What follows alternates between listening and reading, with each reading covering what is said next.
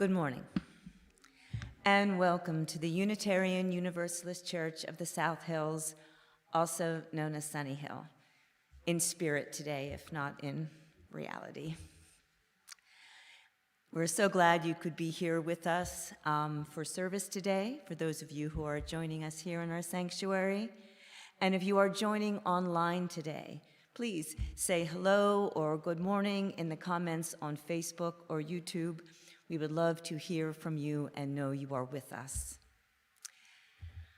Our mission here at Sunnyhill is to create a more just and compassionate community within and beyond our walls. My name is Jo Hennessy, and I serve as a worship associate for this congregation. If you are a newcomer or a visitor to our congregation, please go to sunnyhill.org and click on the button that says New to Sunnyhill. You can receive more information about our congregation and sign up to receive our weekly newsletter called The Beat, which arrives in your mailbox on Wednesdays. Today's service focuses on the search for purpose and meaning. In a world that often seems chaotic and sometimes pointless, is there any greater purpose to be found? If so, what might it be? And how do we go about finding it for ourselves and for our communities? Our opening words were written by Ella Boyer. As we create and share sacred space together, let us reflect upon what brings us here. We have all come for different reasons, from different decisions, faced different challenges, and shared different love. And yet all of our differences have led us to this space, right here, right now. Some believe we are here for a greater purpose. Others hold fast to a claim of complete coincidence. Others still lie somewhere in between. There are so many differences and barriers between each individual. It would seem at times as though the odds were stacked against us becoming one whole. As we believe different things, live and experience different things, and value and hate different things. We are the children of God, the children of the earth, or fully grown adults here as a piece of the ongoing cycles of the universe, the children of the stars. We all have different definitions and explanations for who or what and why we are. Perhaps all are right. Our revelation is not sealed. Despite all that is different, there is one thing that is certainly the same. Somehow, we are all right here, right now. We are growing and changing and discovering, all here, all together, sharing the same sacred space we have shared for years, throughout generations, constantly evolving, constantly changing. Let us continue. Let us change and fight together. Let us adapt together. Let us grow together. Let us worship together. And we'll light our chalice with these words. We kindle this chalice that it might inspire in us the spark of hope, the warmth of love, and the light of meaning.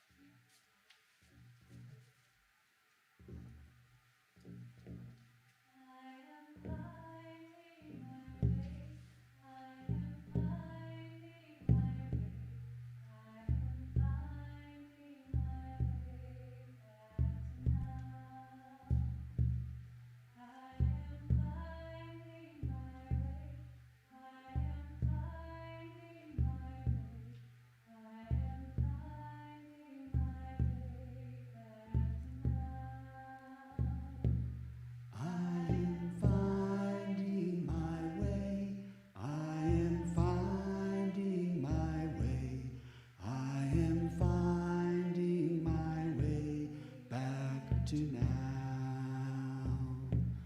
I am finding my way.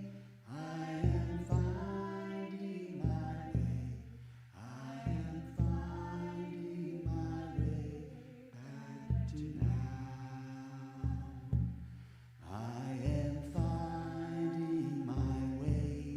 I am finding my way. I am finding my way back to now. I am finding my way. I am finding my way. I am finding my way back to now.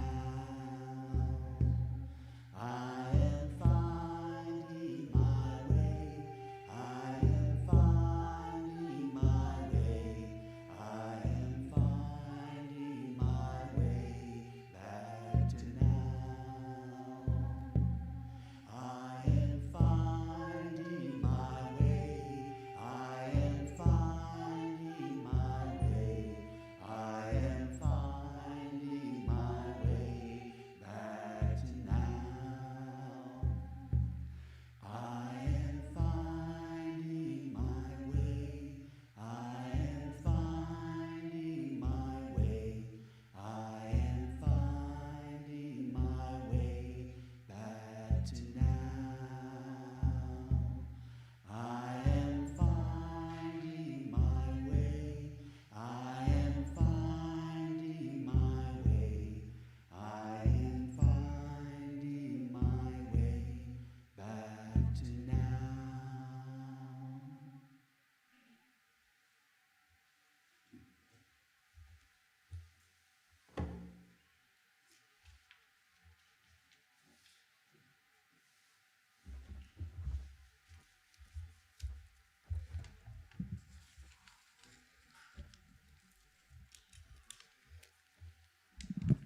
Good morning. There was once a poor family who lived in a drab little house in a neglected part of the city. They tried to be a happy family, but times were hard. Jobs were not easy to come by. As time went on, they began to feel more and more sad and depressed. You could see their sadness etching itself even on the house they lived in. They no longer bothered to clean the windows. They didn't tend the little patch of garden in front of the house. The paint peeled off the door and cracks appeared in the brickwork. One day, the eldest son of the family was roaming idly through the town, and he came upon a marketplace. The stallholders had set up their wares, and there was a bustle of activity. In spite of his feelings of near despair, the boy found himself being caught up in the excitement of the morning market. He stopped to watch the people buying fruit and vegetables, freshly baked bread, and tempting cakes. He noticed the queue at the fish stall and took a deep breath of pleasure as he passed the stall of fresh summer flowers. But the stall that attracted him most was a little second-hand stall, tucked away among the awnings of the regular marketeers. He had never noticed that stall before. He stopped to investigate. In there, hidden away in the dark recesses, he noticed a beautiful vase. Rapidly, he fingered the coins in his pocket. He had just enough to meet the modest cost of the vase, but there would be nothing left over. Oh well, he thought to himself, why not? Even if we have a few lean days, I'm going to buy this vase. Mom will love it. Everyone will love it. And he handed over the contents of his pocket to the man behind the counter. As he wrapped the vase in brown paper, the stallholder said to the boy, "Enjoy it, won't you? And treat it well, because it's a magic vase." With these mysterious words ringing in his ears, the child went off home, proudly carrying his purchase. Everyone at home was delighted with the vase, and no one reproached him for spending his last few coins on it. Quite the opposite, in fact. When Dad saw the vase, he realized how shabby the room was, and he went to the cellar, got out the paintbrushes, and gave the room a makeover. And when the second son saw how nice the room looked, with the fresh coat of paint, he fetched a bucket of water and washed the windows, for the first time in years. When the third son looked out the bright new windows, he realized what a state the garden was in and went outside to till it over. When the fourth son saw the newly dug garden, he planted seeds in the flower bed and watered them lovingly all through the spring. When summer came and the young daughter of the family went out to play in the garden, she noticed the flowers that had grown from the seeds, and she gathered a bunch of them to give to her mother. "Here's some pretty flowers, Mommy," she said, "because we love you." Her mom was so overjoyed. With tears rising in her eyes and a lump in her throat, she put the flowers inside the magic vase. There are times when all of us get caught in cycles of despair and hopelessness, times when it seems impossible to see any larger meaning or purpose to life.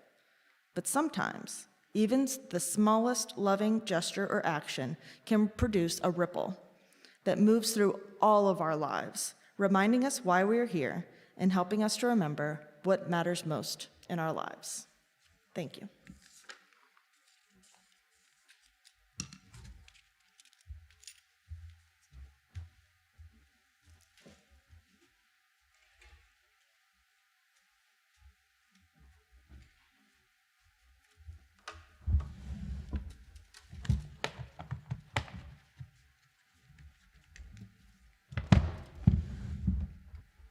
I think we ran out of batteries in one of our microphones, so as Mary makes that adjustment, I will introduce this next song, which is called Simple Faith, and it's written by David Tamulovich. It's one of my favorite songs, and in terms of our theme for today, it seems to suggest that sometimes we can find purpose in the everyday things of life and opportunities that each new day brings when we are aware of them.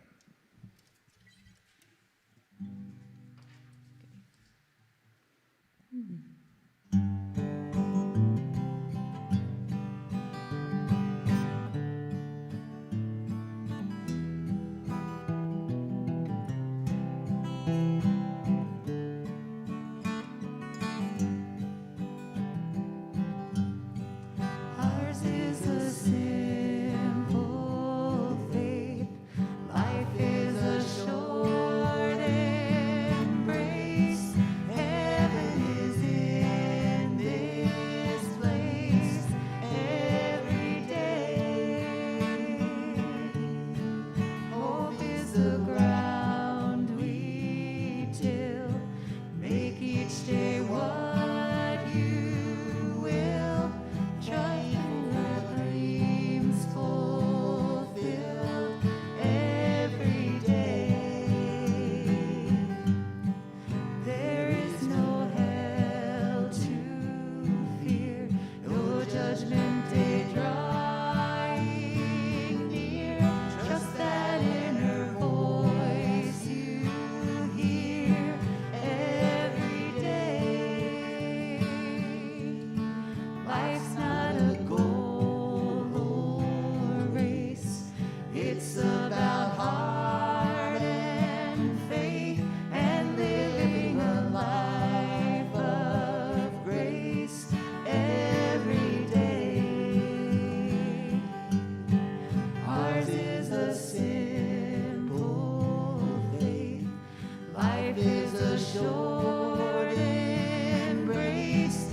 Heaven is in this place every day. Every day. Hope is the ground we till. Make each day what you will.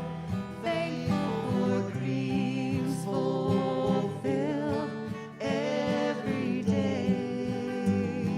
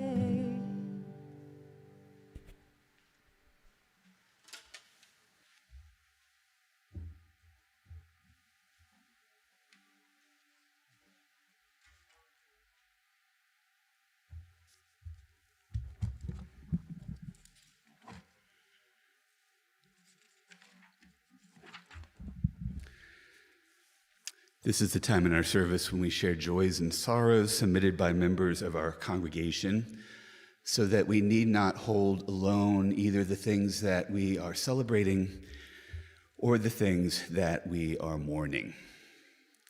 After each joy or sorrow that I share, please respond by saying, "We hold you in our hearts."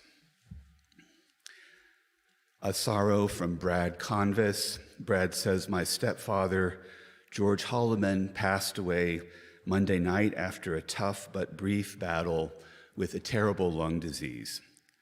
Brad says, I'll always miss his incredible mind, his witty observations, his valuable advice, his travel stories, and much more." To Brad, his mother, and their family, we hold you in our hearts. A joy from Michaeline Stabiel and Wendy Bell. They say, after the death of our beloved miniature dachshund Penny, we have started our search for a new dog. Though we can never replace Penny, through her absence we have discovered that we have a lot of leftover love to give a new little creature. The search brings us hope for the future joys a new furry family member will bring. To Michaeline and Wendy, we hold you in our hearts.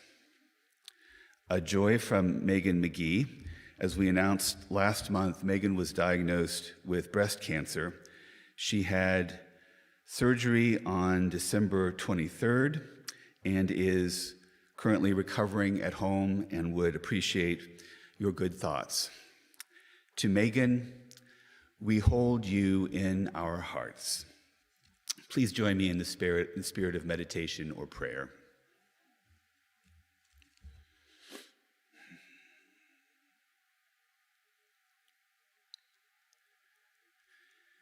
We take this moment to remember why we are here, to comfort one another, to join voices in song, to speak truths, even hard truths, to take place in the great dance of life. May we have light to see that which calls to be seen. May we have stillness to hear that which calls to be heard. May we have clarity to know that which calls to be known. We pause now for a moment of shared silence.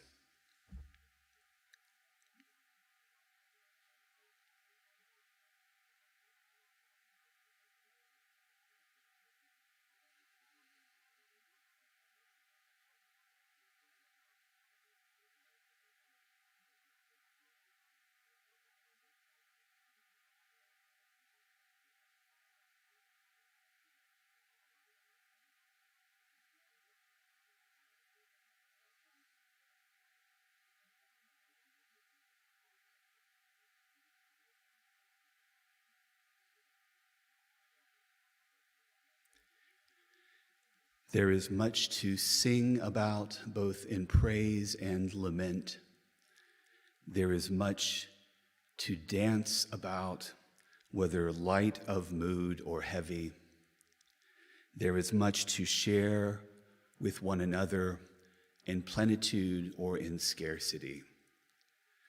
Let us sing what is in our hearts. Let us dance with the spirit of the holy. Let us share what we have been given in love. Amen.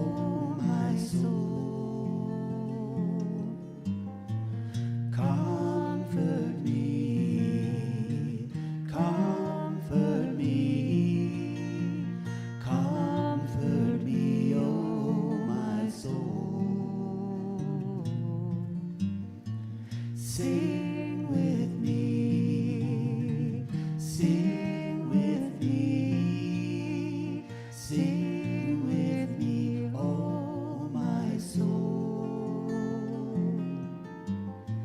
Sing with me, sing with me, sing with me, oh my soul. Speak for me, speak for me, speak for me, oh my soul.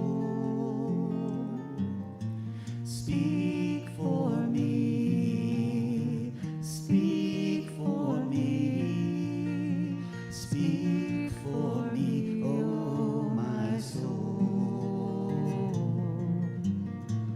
Dance with me, dance with me, dance with me, oh my soul. Dance with me, dance with me, dance with me, oh my soul. Comfort me, comfort me, comfort me, oh my soul. Comfort me, comfort me, comfort me, oh my soul. Hum it with us.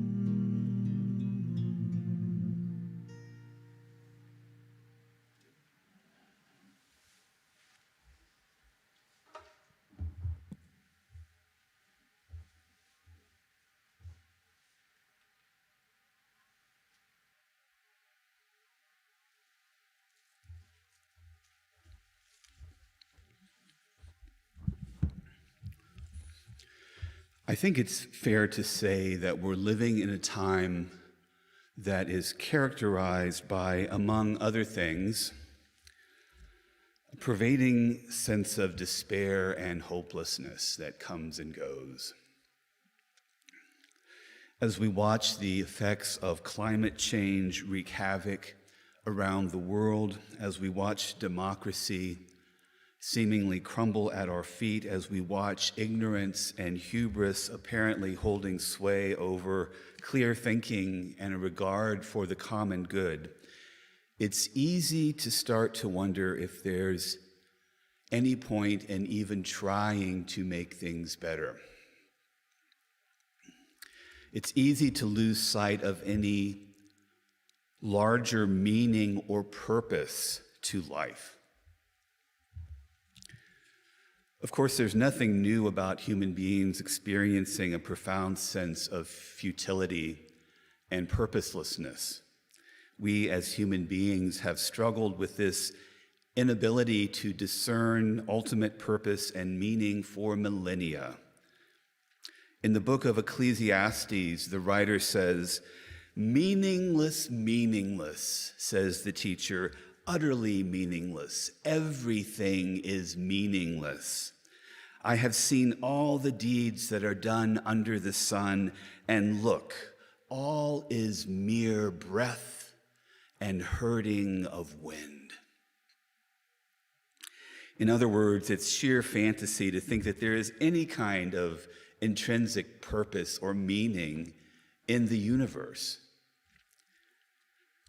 Our fourth UU principle speaks of a free and responsible search for truth and meaning. But what does it mean to be seekers of truth and meaning in a universe that is meaningless and without any ultimate larger truth? Why do we insist on looking for things like purpose, truth, and meaning in what seems to be an indifferent universe? A hint of an answer to these questions can be found in this passage from Kurt Vonnegut's book, Cat's Cradle. In the beginning, God created the earth, and he looked upon it in his cosmic loneliness.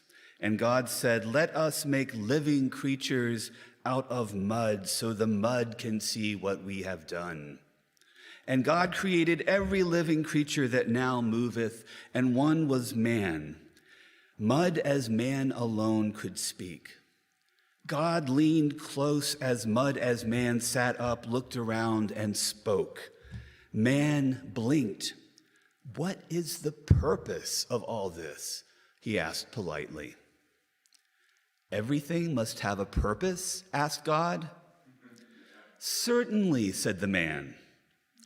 "Then I leave it to you to think of one for all this," said God, and he went away. And so it goes. And so it is that human beings have, for tens of thousands of years, tried to discern and articulate a purpose for all this: our lives, our relationships, the earth, and the universe itself. What is it all for? Fortunately, we are the beneficiaries of millennia of philosophical musings about the purpose of life, some more helpful than others, but all of which provide some clues that may be helpful to us today. In 1988, the editors of Life magazine, remember Life magazine? Posed the question of what is the meaning of life to some 300 wise men and women, as they put it, ranging from celebrated authors, actors, and artists to global spiritual leaders to ordinary farmers, barbers, and impoverished mothers. One of the people they asked was Rosa Parks, known as one of the mothers of the civil rights movement. Rosa Parks said, "Human beings are set apart from the animals. We have a spiritual self, a physical self, and a conscience. Therefore, we can make choices and are responsible for the choices we make. We may choose order and peace or confusion and chaos. If we choose the former, we may cultivate and share our talents with others. If we choose the latter, we will isolate and segregate others. We can also expand our vision to include the universe and the diversity of its people, or we can remain narrow and shallow and isolate those who are unfamiliar."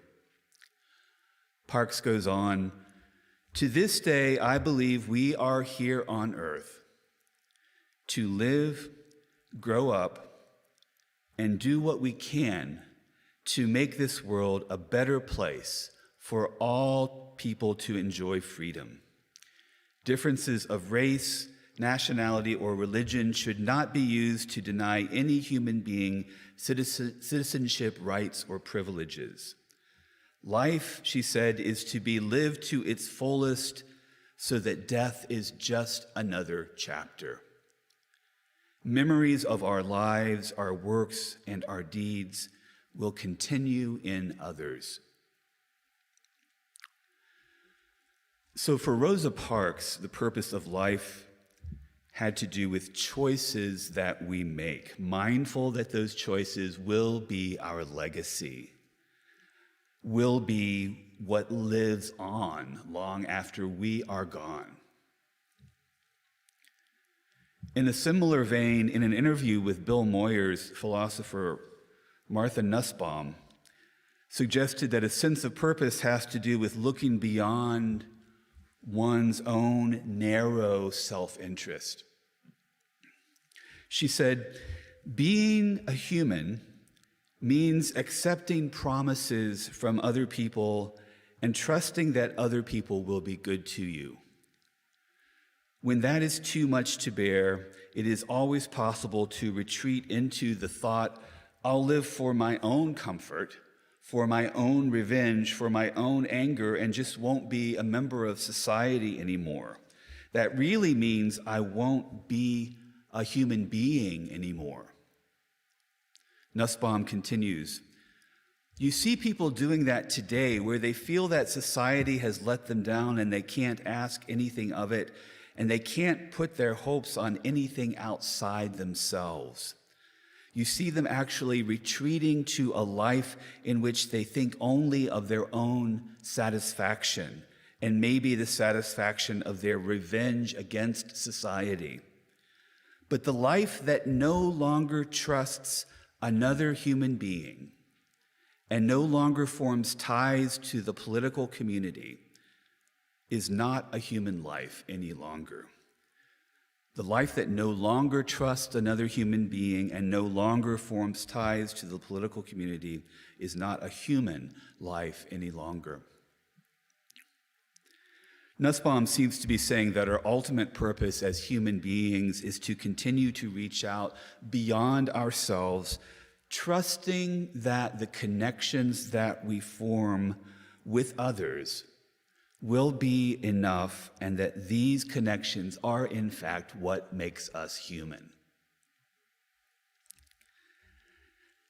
The answers provided by both Rosa Parks and Martha Nussbaum posit that purpose and meaning can be found only when we are able to transcend isolation and get beyond the sense that the only thing that matters is me. And I believe that's a pretty good answer. But I also believe that even if I were unable to discern any purpose to life, I would still choose to live as if there were one. When we live as if there is no larger purpose or meaning to life, even though we may be justified in thinking such a thing, we are missing out on a critical and essential part of being human. We are meaning-making, purpose-seeking creatures. That's what we do. The universe may be indifferent to our search for meaning and purpose, but that fact does not in any way diminish the importance of our quest. In fact, the purposelessness and meaninglessness of the universe make our task all the more urgent and important, not for the sake of the universe, but for our own sake, for our own well-being, for our own ability to function and thrive in a universe that perhaps cares not one whit for us. So we spin stories. We create narratives, we devise deep myths that hint at meanings and truths hidden in our own hearts. Not out there floating about somewhere to be discovered, but in the deepest recesses of our own imaginations and our own souls. The soul itself, a means of conceptualizing the imagined essence of being human. We create music and poetry and sculpture and dance and paintings. We celebrate beauty and experience it as an end in itself, as a way of creating meaning and at least a way of expressing what meaning might look like or feel like or sound like. We create purpose and meaning with each breath we take and with each utterance we make. We create truth in community with others as a shared response to the seeming indifference of the universe. We are meaning-making creatures. It's what we are and it's what we do. In her book, Teaching a Stone to Talk, Annie Dillard says, I alternate between thinking of the planet as home dear and familiar stone hearth and garden, and as a hard land of exile in which we are all sojourners. Dillard continues, today I favor the latter view. The planet itself is a sojourner in airless space, a wet ball flung across nowhere. The few objects in the universe scatter. The coherence of matter dwindles and crumbles towards stillness. These are enervating thoughts, the thoughts of despair, Dillard says. They crowd back unbidden when human life as it unrolls goes ill, when we lose control of our lives or the illusion of control, and it seems that we are not moving toward any end, but merely blown about. Our life seems cursed to be a wiggle merely and a wandering without end. Dillard goes on to say, whether these thoughts are true or not, I find less interesting than the possibilities for beauty they may hold. We are down here in time where beauty grows. Even if things are as bad as they possibly could be and as meaningless, then matters of truth are themselves indifferent. We may as well please our sensibilities and, with as much spirit as we can muster, go out with a buck and a wing. It's true that there may be no intrinsic purpose or meaning or morality in the universe. It's true that entropy may be the only ultimate truth that we will know. It's true that drift and disorder and randomness are always at play. But it's also true that as human beings, we make meaning wherever we happen to be drifting. We construct the roots and soil of human culture even in the most inhospitable of environments. We create and perceive beauty wherever we are, and sometimes that's all the truth that we need. The fourth Unitarian Universalist principle of a free and responsible search for truth and meaning, which I mentioned earlier, has always sounded to me a little bit like the mission from Star Trek: to explore strange new worlds, to seek out new life and new civilizations, to boldly go where no one has gone before. I've had this sense in the past that the free and responsible search would lead us to discover new, previously unknown truths somewhere out there in the wide expanse of the universe. But maybe that free and responsible search in reality looks less like Star Trek and more like an organism drifting through the universe, accumulating, in Dillard's words, a great and solacing muck of soil, of human culture, a muck of meaning made in community as we learn to love one another and learn to love the only world we know, harsh as it sometimes might be. My hope and my prayer is that we will imbue our lives with whatever meaning makes sense to us, that we will face an indifferent universe not with our own indifference, but with a renewed commitment to living lives of purpose, and that we will drift and rock and roam in the knowledge that we need not sojourn alone. May it be so. Amen.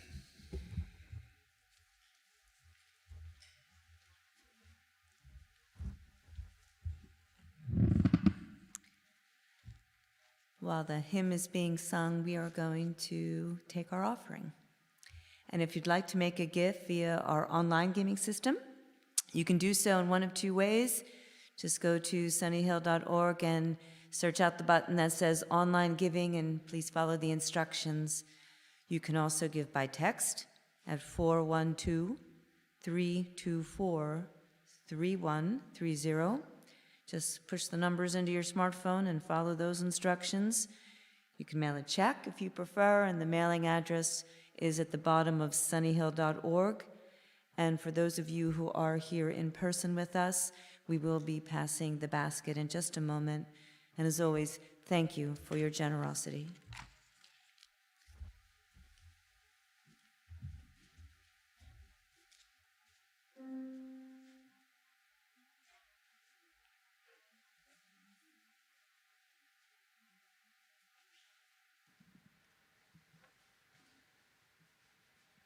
Battery looks good.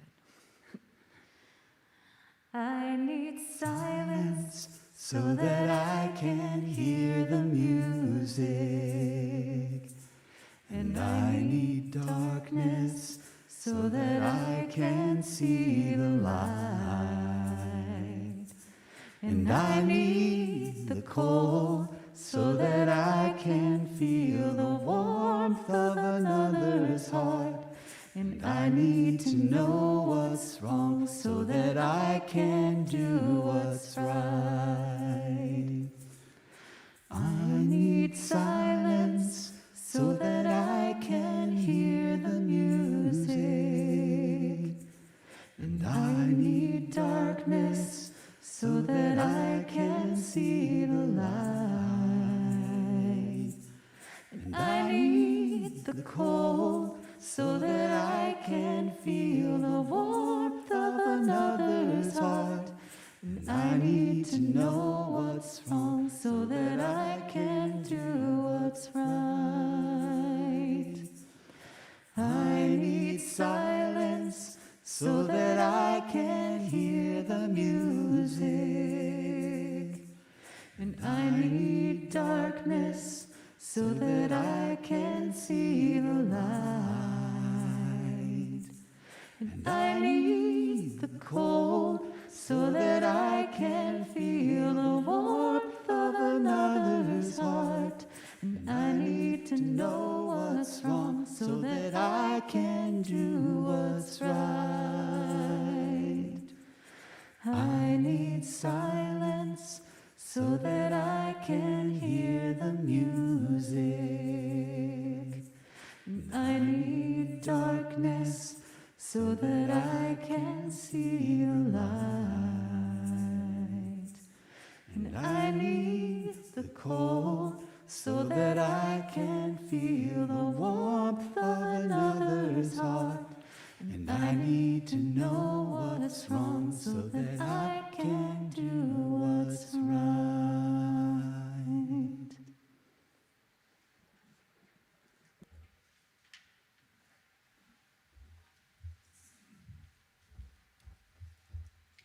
Please join me in the words for saying to extinguish our chalice.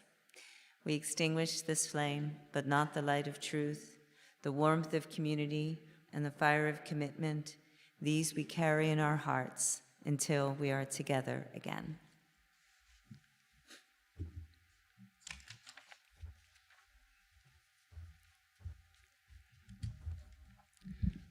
We'll close with these words by George Brooks. May the love that gives to life its beauty, the reverence that gives to life its sacredness, and the purposes that give to life its deep significance be strong within each of us and lead us into ever-deepening relationships with all of life. Go in peace.